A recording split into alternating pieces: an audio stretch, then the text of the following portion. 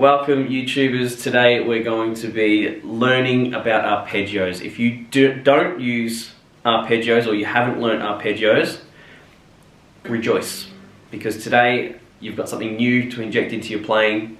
I'm going to show you two arpeggios that essentially become three. We're going to play them over 3 chords. And I'm going to give you some tips on how to work it into your soloing. People often say to me when I teach them concepts and get them to improvise, they'll say, but I'm just playing the scale.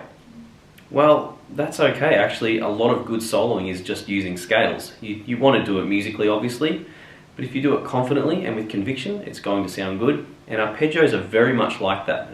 Arpeggios are very effective, even if you play them in a really simple manner.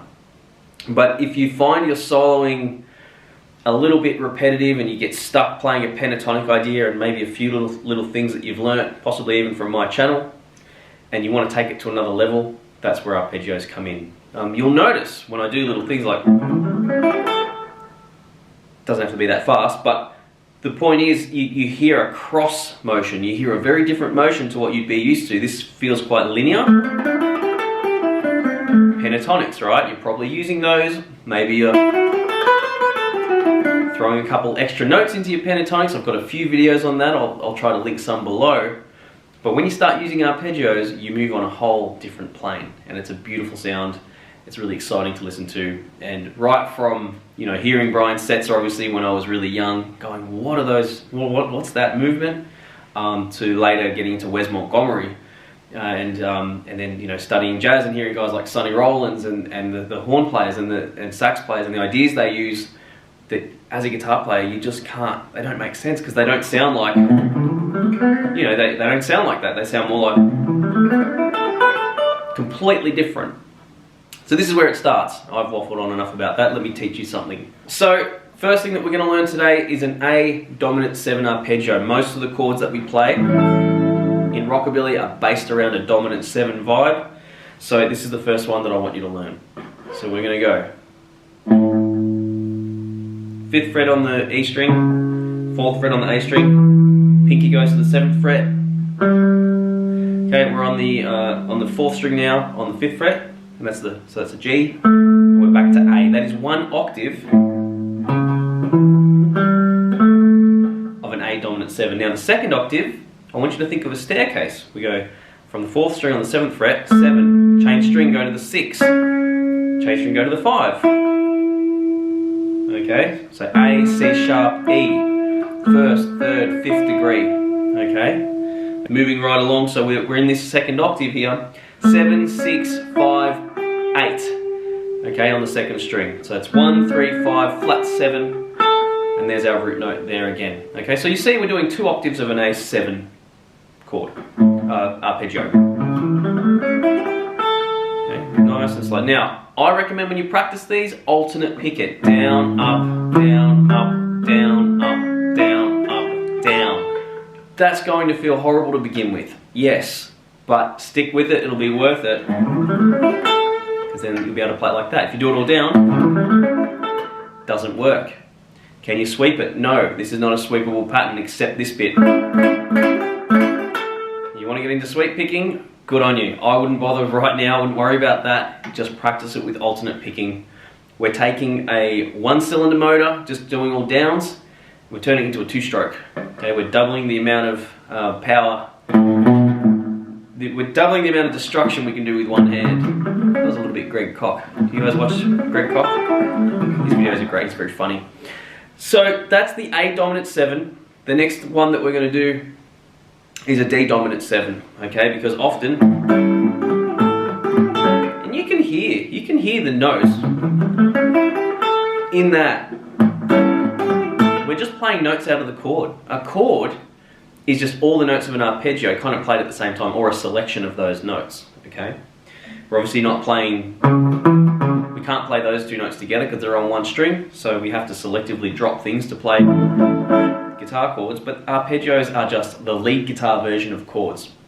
Okay? It's cool, huh? So on the D7, right? We're going to start on D. That's the 1st degree. The F sharp is the 3rd degree. The A is the 5th degree. the C is the flat 7, and the D is the root note. So it's the same construction, it's just that we're starting on D now. Okay, that's the first octave. Second octave. 7 on the third, 7 on the second, 5th on the first, 8 on the first, 10. Okay, practice them backwards. I tend to just slide that finger back.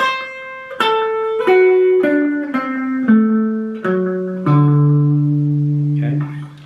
Did I do the 8 dominant 7 backwards? I'm not sure that I did, but you know, what you did forwards, do it backwards. Okay, highly recommend it. So the good thing about this one, once you've got the hang of it, we can move this up 2 frets, and we do the same thing on the E7. Okay, so you kind of get 2 chords for the price of 1, whenever you learn when you're doing it in this sort of format. So we've got our 1 chord, okay,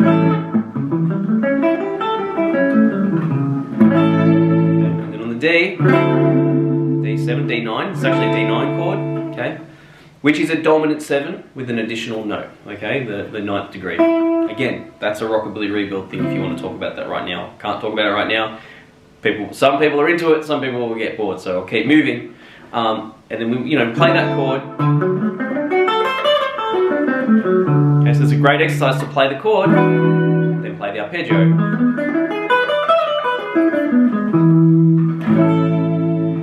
Now, how do you work that into your soloing? Well, soloing. How do you work that into your soloing? That's what I was trying to say. When you're using arpeggios, you do want to play them over the right chord.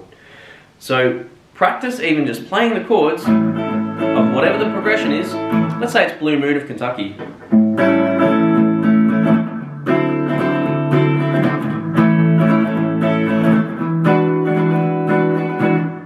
Just take that excerpt. You want to play the right arpeggio over the right chord. You can play different arpeggios over different chords in most genres and contexts, but in this context it probably won't actually work that well. I would recommend really trying to listen in and hear where those chords are. So think of this set. This is our 1 chord, 4 chord, 1 chord, 5 chord. Okay? You want to hear that, and then let's say I'm playing arpeggios. Let me do it slow. Boom, boom, boom, boom, boom. It's just something like that. On the D.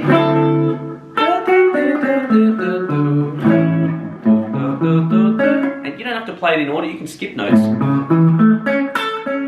However you like, okay? And then the 5 chord. Again, you don't have to play it exactly as it is, you can jump around. Okay, sounds a bit funny now, we're working on it. Don't try to sound good straight away. Don't expect to sound good right away. Okay, you can't get from A to Z without going past all the other letters. And don't expect to sound amazing when you first start playing. You'll get there. The first thing is just identifying when I'm on what chord and practicing over it. Even if you put a record on that you know is in that progression, or you can figure out the key, or do a loop, and just have a little pick at each one. Okay, here's the D chord. Okay, a little. Even if you get 3 or 4 notes. You hear that? Okay. Cool. This one. Keep it really simple and just take little snippets of the arpeggio and try and hear those chord changes. It's going to help you a lot, okay? Then, you almost want to forget about your arpeggios and just solo. Don't play whatever I just played. And see if you can start to throw little bits of the arpeggios in with how you normally solo, okay? So that's the guidance for today. That's the lesson today, is learn those arpeggios, see if you can strum the chord and see if you can hear the chord in the arpeggio or the arpeggio in the chord. Then start making a progression for yourself to try and play little bits of the arpeggios over, then try to combine it with the way you might normally solo, even if it's simple, okay? And one last really awesome tip, actually. I should have said something at the start of the video, like make sure you stick around for the really good tip at the end. I've probably lost a lot of potential players by not doing that, but that's okay. If you're here, I value you more than the person that clicked off in the first 10 seconds. Don't tell them that though. So the last tip I want to give you is that if you actually use these arpeggios, you can use them in little chunks and strum them out and make really great solos that way.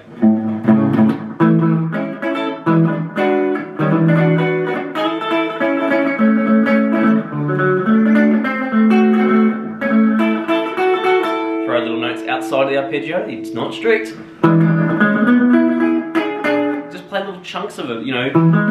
We've got these notes, this one, these two, these two, these two, these two. It's a great set. I do that stuff all the time. Absolutely love it. Doesn't have to be complicated if you really know those arpeggios backwards. That's probably the hard part. Once you've done that, you can go for your life. Thanks for watching. I'll play you out. I'm really excited to be in the new place. As you can see, it has been a little while since I've put out, I don't even know when I last put out a video, but I've been doing some Patreon exclusive stuff. There's going to be more of that as I thank my patrons for helping me afford make this particular move. There will be more exclusive stuff. So if you're not a member, do consider checking out the Rockabilly Rebuild course, because it's exactly how I think about music, and a lot of intellectual property there. That's why the course it's not something I've given away because it's something really valuable. But if you do want to take that step, go check it out. All right, I'll catch you guys in the next video. Thanks for supporting and watching. I'll see you later.